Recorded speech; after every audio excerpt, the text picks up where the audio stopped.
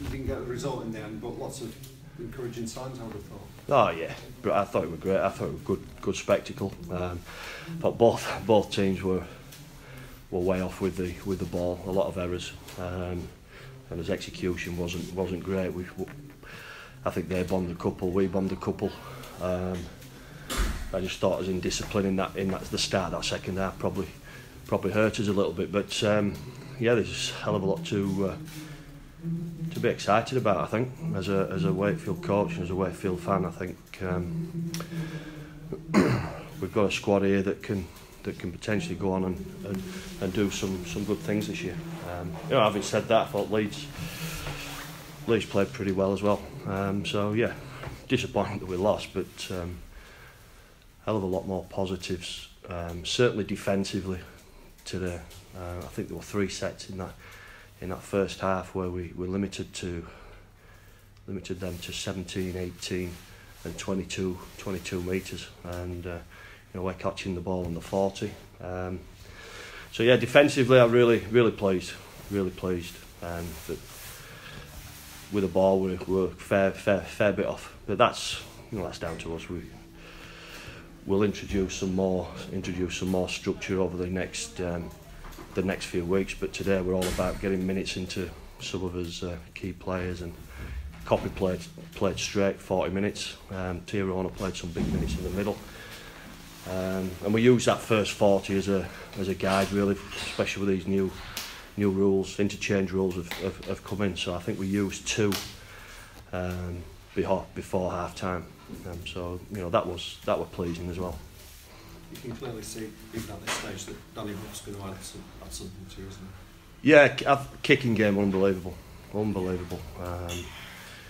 But fair play to young Jack Walker. There were 2 kicks there that I thought came down with Snell on, and looked like he took him quite easily. But yeah, that's probably part of the game that we've not been so good at over the last couple of years, and I think we got 3, maybe 4 repeat sets, but then come up with some pretty poor errors off the back of that.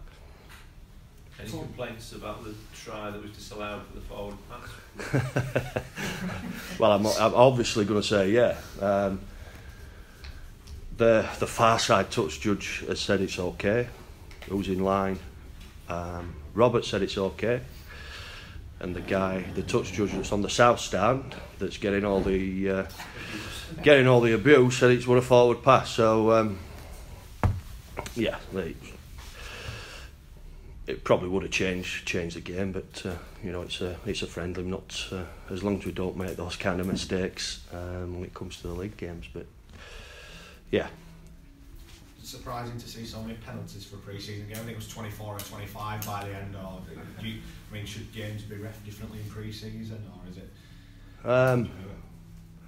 They always seem to start, don't they? At start of pre-season and start the season really keen. We're fortunate that we had in the opposed game last week against York, we had Robert Hicks refereeing it, so we knew, and in a contact session as well, we knew what Robert was looking for, and we need to be a lot better in that department. It just seems to be the yardage penalties that they're looking for, and I think the very first set defensively, Tirona were offside and get pinged. But listen, lots of things to be positive about, and lots of things to learn as well. Have the coaches met with the referees, or will they meet with them in the run up to the new season to sort of get a feel on how they're going to officiate games?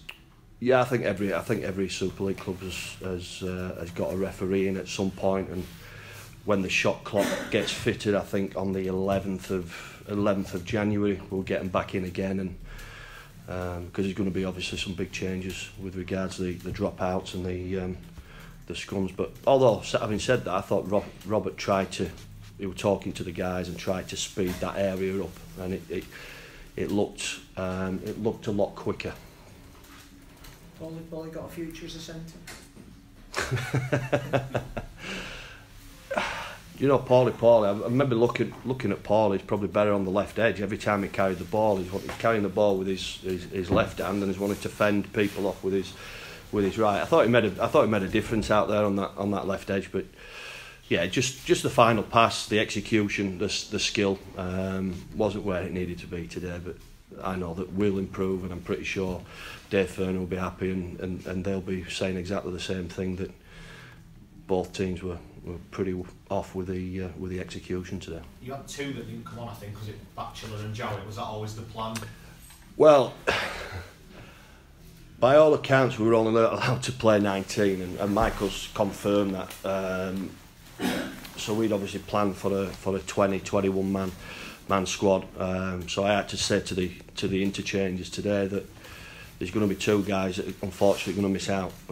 Gary was pretty adamant that it were going to be 19 players. I think Dave wanted to play a couple more as well, but so yeah, I think we've got a good relationship with Leeds, and I didn't want to upset the apple cart and play 2021. So yeah, that's the only reason, and I've apologised to the two guys that didn't get on, James Batchelor and Max Jowett. But yeah, I wasn't aware until probably half an hour before the game, when the team sheets got delivered to football teams, that we're only allowed to play 19. So that's an error on our behalf. Nobody else's. Any worries for Tyler with that simping in the high tackle? I've not seen it. I was literally coming down the stairs. So yeah, I can't comment on something that I've not seen. He seems to think that he got him on the shoulder first, and then it's secondary contact. So we'll let the powers that be have a look at that tackle. The good thing is the kid, Tom Briscoe or the other Briscoe, Luke Briscoe, got up and didn't leave the field for a concussion interchange. So obviously those kind of things go in our favour. There's nothing malicious with Tyler. So yeah, we'll see.